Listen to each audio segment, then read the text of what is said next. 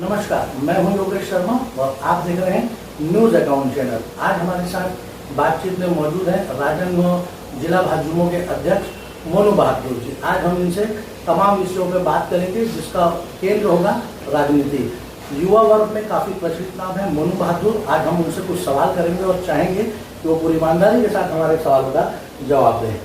सबसे पहले मोनू भाई, आप अपना पूरा नाम बताइए। आपका नाम जनरली लोग जो है मोनू बहादुर के नाम से जानते हैं, तो आपका ओरिजिनल नेम क्या है? भैया पहले तो मैं आपके चैनल न्यूज अकाउंट चैनल के व्यूअर्स को नमस्ते करता हूँ, प्रणाम करता हूँ। मेरा ओरिजिनल नाम नितेश सिंह है। नितेश सिंह और उर्फ मोनू घर का नाम है, पर वही नाम प्रचलित है लोगों के प्रचलित वही नाम है। और स्कूल के लोग मेरे को उस नाम से जानते हैं, नितेश।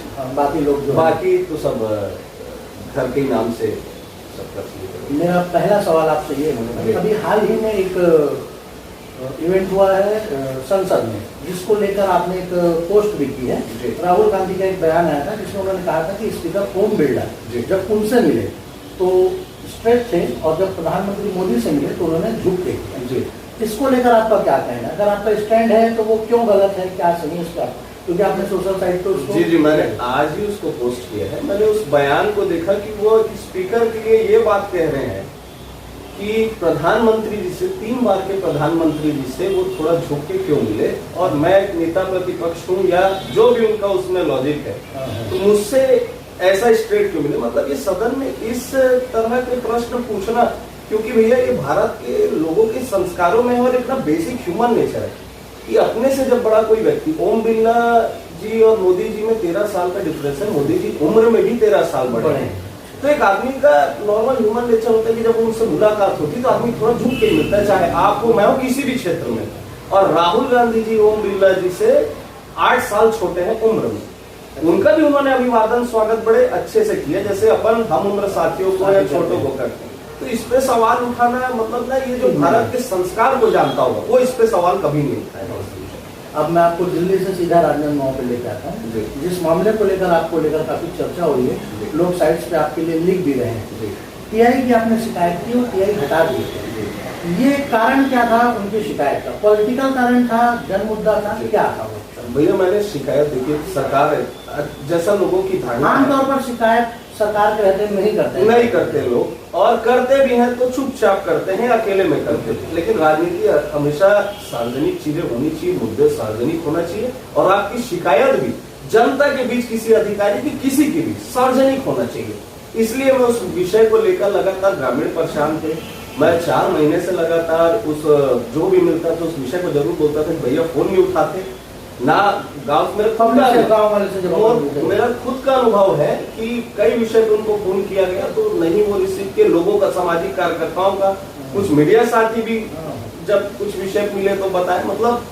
और उस दिन भी मैं एक शिकायत आधार पे लेके गया था, रानी तराई का जो एक मामला था, लेकिन हाँ उस विषय को लेके गया था तो एसपी साहब के पास लगातार शिकायतें थी उस जांच और साहब डॉक्टर रमन सिंह के तक भी विषय गया तो तुरंत अधिकारियों से। लोकसभा चुनाव के बाद बीजेपी को लेकर एक परसेप्शन चल रहा है जी, उस पर आपका क्या कहना है कि सीटें बहुत कम हुई है? मतलब 400 पार की बात की जा रही थी और सरकार जो है पूर्ण बहुमत में भी नहीं आ पाई, जबकि प्रधानमंत्री की लोकप्रियता में कमी आई, ऐसा तो कोई भी भाजपा ही नहीं करेगा, पर फिर भी सीटें कम क्यों आई और अयोध्या में क्यों आई? ये दोनों आपके हिसाब से क्या होगा? भैया मैक्सिमम 2 बार हम लोग लगातार जनता ने अवसर दिया, तीसरी बार जब भी चुनाव होते स्वाभाविक, और देश का चुनाव लगातार 3 बार एनडीए में या पूर्ण बहुमत में सरकार बनाना, किसी एक पार्टी को, एक व्यक्ति को लगातार प्रधानमंत्री बनना, ये अपने आप में भी एक बहुत बड़ा अचीवमेंट है और लोगों का आशीर्वाद है। ऊपर नीचे थोड़ा चलता है, स्वाभाविक है, उनके गठबंधन, जातिवाद और ये सब विषय को लेकर वो लोग कहीं पे कुछ जगह। तो आपको लगता है कि अगर सीटें कम आई हैं तो 5 साल के कार्यकाल में जो गठबंधन की जो पार्टियां हैं उनको लेकर कहीं कोई दिक्कत आएगी? कहीं खास मुद्दों पे, खास एनआरसी को लेकर इस टाइप के मुद्दे हैं? भैया किसी पे दिक्कत नहीं आने वाली है, क्योंकि अगर दिक्कत आती तो अभी ही आ जाती गठबंधन से पहले, क्योंकि उनके पास खुले ऑप्शन थे। जो एनडीए की पार्टी, जो गठबंधन पार्टी, उनके पास और ऑप्शन थे, लेकिन वो ऑप्शन में ना जाके उनको जो देश के लिए लगा कि जो पार्टी काम कर रही उसको उन्होंने साथ दिया और उसके साथ सरकार है। बीजेपी अभी एक ट्रेंड पर काम कर रही है कि पुराने चेहरों को तो कम मौका मिल रहा है पर नए चेहरों को मौका मिल रहा है। इस इसको लेकर आपका क्या स्टैंड है, क्योंकि आप राजनीति की समझ रखते हैं, तो आपका क्या कहना है, इसका फायदा होगा, नुकसान होगा, क्या होगा भैया? ये सही तरीका है, सही ट्रेंड बीजेपी लेके आ रही है। मैं तो युवा हूँ और यही कहूंगा कि अक्सर नए लोग को अवसर दो, लेकिन इस बात से मैं भी थोड़ा वो करता हूँ कि पुराने लोगों को एकदम हटा दिया जाए। उनका अनुभव साथ साथ नए लोगों को लेके चलना, उसमें अक्सर लोगों को फायदा होगा। बैलेंस रहे चीजें, जैसा जितना हम लोग समझते हैं, चीजें बैलेंस रहे, 50-50 चीजें रहे तो बहुत अच्छी आगे सरकार चलती है, संगठन काम करता है। पूरा नया आना भी अब वो अनुभव पे डिपेंड करता है कैसा व्यक्ति बैठ रहा है, लेकिन अनुभवी लोग अगर साथ चले साथ में और नए लोग साथ चले तो उसके रिजल्ट बहुत अच्छा। अब युवाओं की बात कर रहे हैं तो अपन भाजयुमों की बात करते हैं। प्रदेश में भाजयुमों के नेताओं को मौका मिला, चुनाव लड़ने का भी मौका मिला। आप भी संगठन में काफी समय से सक्रिय हैं, आप भी इच्छा रखते हैं कि आपको चुनाव की राजनीति में आना है? भैया ऐसा तो कभी मैंने बहुत ज्यादा काम करते करते विचार किए नहीं, कभी ऐसा नहीं सोचा। अभी क्योंकि लोकसभा और विधानसभा निपट चुके हैं चुनाव, अपने को वहाँ जनप्रतिनिधि मिल गए हैं प्रदेश में, चाहे वो कांग्रेस के रूप में हो चाहे बीजेपी को। अब शहर की सत्ता बाकी है, युवाओं को जो है मौका मिलने के चांसेस ज्यादा दिख रहे हैं, तो उसको लेकर आपकी दावेदारी को लेकर आपकी टीम क्या कहती है?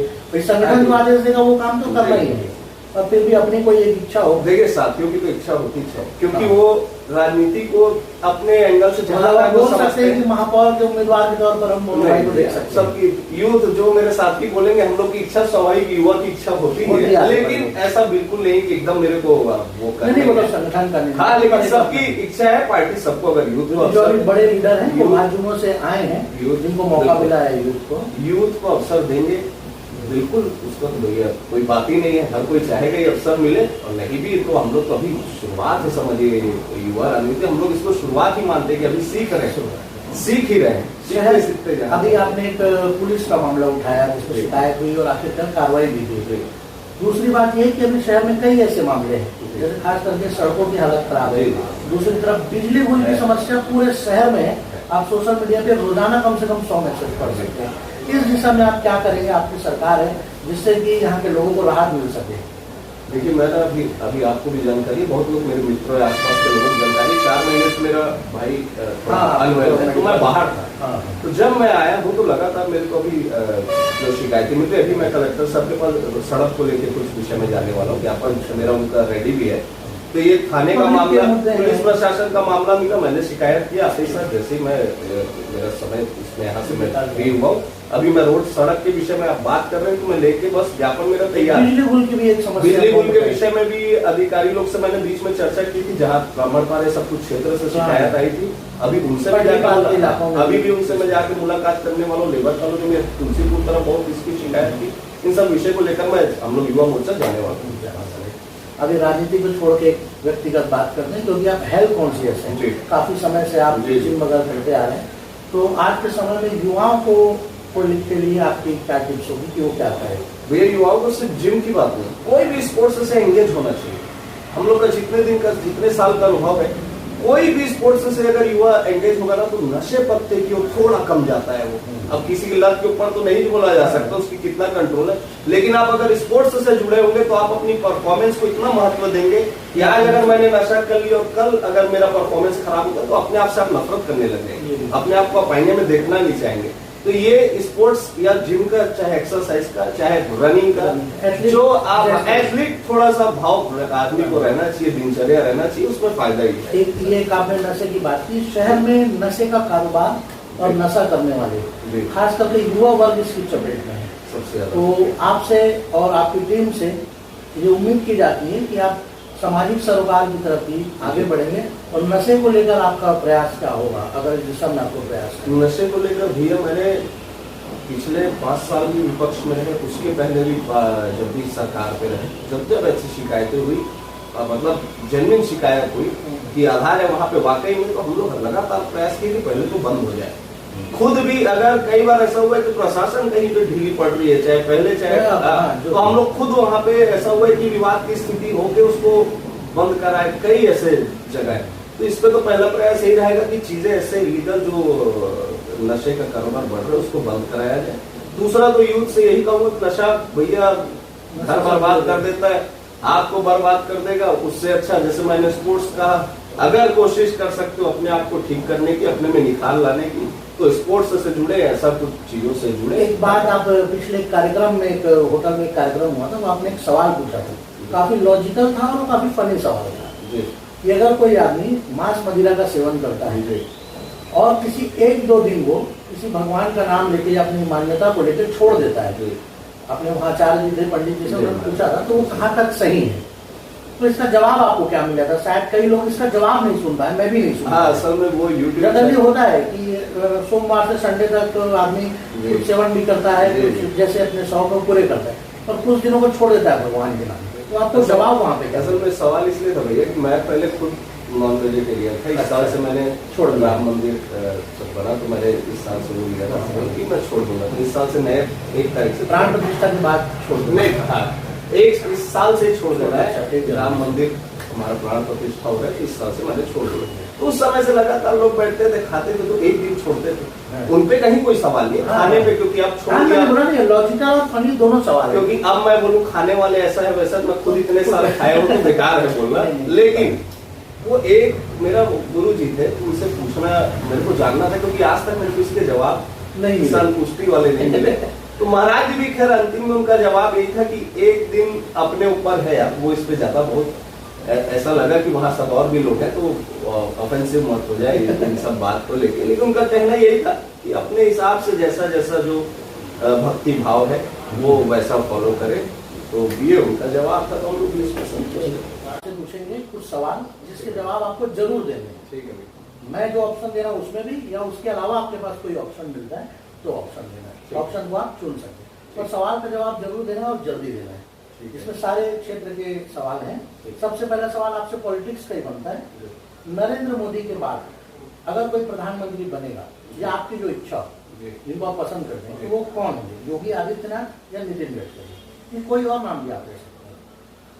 आपने जो दोनों नाम लिया है वो नहीं, किसी एक को ही चुनना है, ये शर्त है, या कोई एक नाम आप बता सकते हैं। प्रधानमंत्री के रिटायरमेंट के बाद, अपन समय की बात नहीं कर रहे हैं, योगी आदित्यनाथ या फिर नितिन गडकरी या कोई और? वैसे मेरे आइडल लीडर तो नितिन गडकरी साहब है। दूसरा सवाल है, अभी क्रिकेट का तो एकदम कुमार चढ़ा हुआ है, इंडियन टीम वर्ल्ड कप जीत के लौटी है। मैं आपको 4 नाम देता हूँ, जिसमें से 2 हीरो आपको चुनने हैं जो इस टूर्नामेंट के हीरो रहे। रोहित शर्मा, विराट कोहली, सूर्य कुमार और बुमराह। रोहित शर्मा और बुमराह बॉलिंग में। बॉलीवुड के बारे में, क्योंकि आप हैंडसम लुक से हैं और आप इसके लिए जाने भी जाते हैं, फेवरेट एक्ट्रेस आपकी कौन है?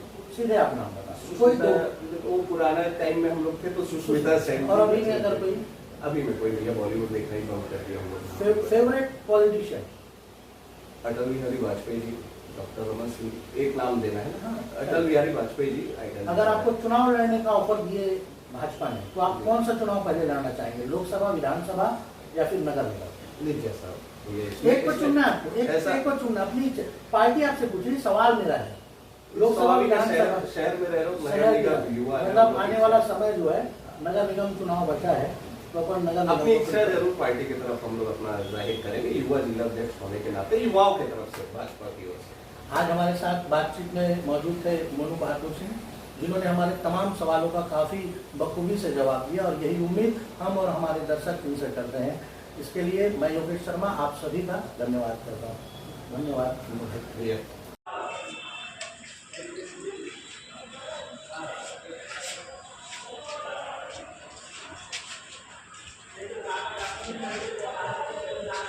मैं शिकायत लेके आई हूँ central India college of nursing का, जहाँ मुझे 6 महीने पहले कहा गया था कि तुम अगर 5,000 नहीं दोगे तो तुम्हें प्रैक्टिकल में फ़ेल कर दिया जाएगा।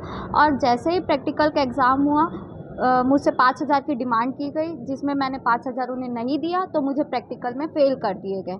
और मुझे जातिवाद के नाम से भी बहुत प्रताड़ित किया जाता है, जिसकी वजह से मैं कलेक्टर सर के पास आई ये कंप्लेन लेके।